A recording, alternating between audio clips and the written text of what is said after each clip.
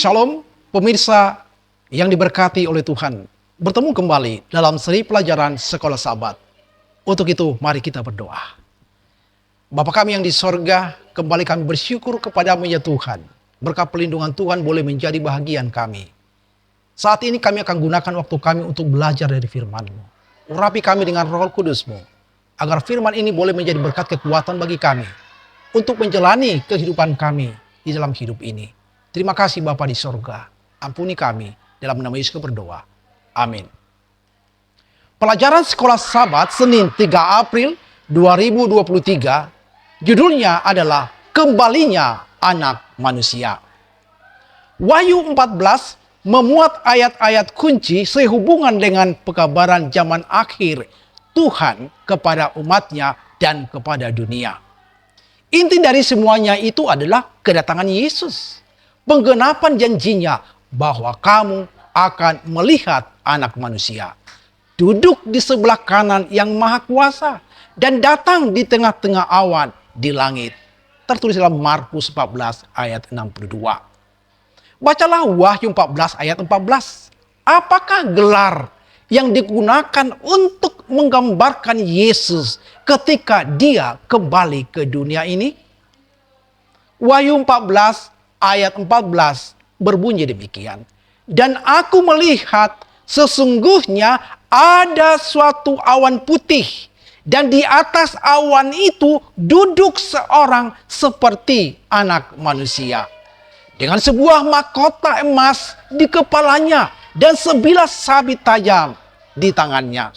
Menurut Anda, mengapa Yohanes menggunakan gelar ini untuk Yesus? Saudaraku, Yesus menggunakan istilah Anak Manusia untuk merujuk pada dirinya sendiri 82 kali dalam Injil. Itu adalah salah satu gelar favoritnya.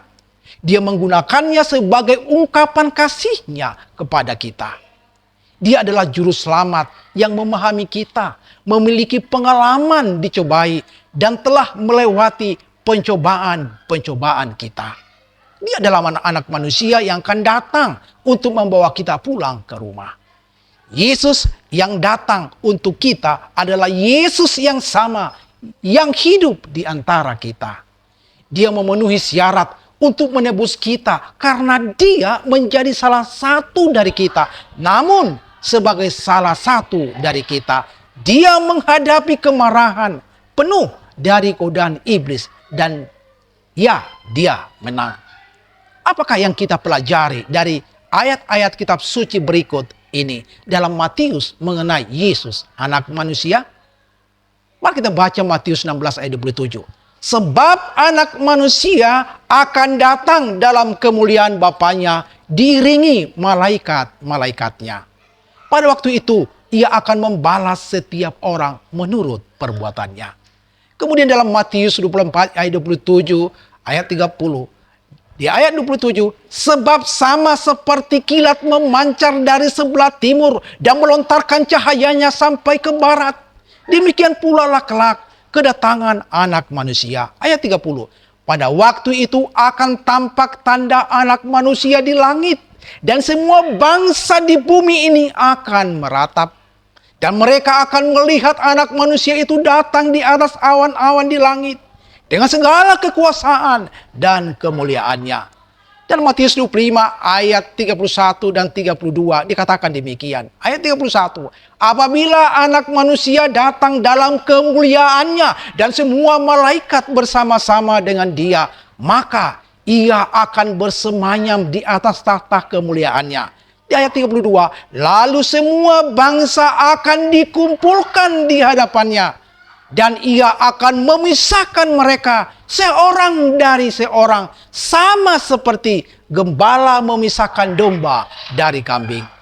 Perhatikan berapa elemen dalam kutipan-kutipan ini. Yang pertama, Yesus Anak Manusia datang dalam kemuliaan bersama malaikat-malaikatnya.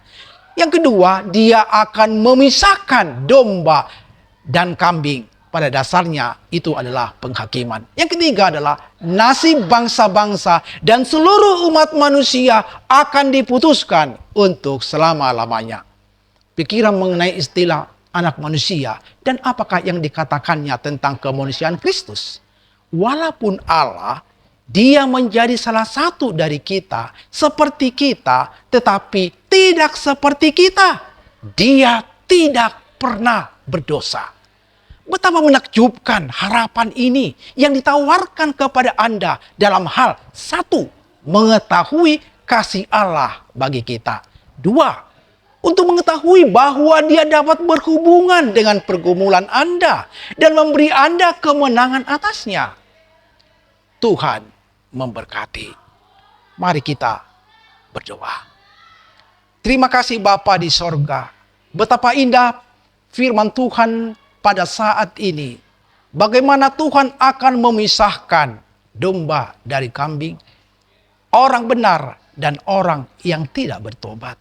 Oh Tuhan Bapa di sorga, biarlah firman ini memberikan kepada kami kekuatan agar kami boleh bertambah di dalam iman.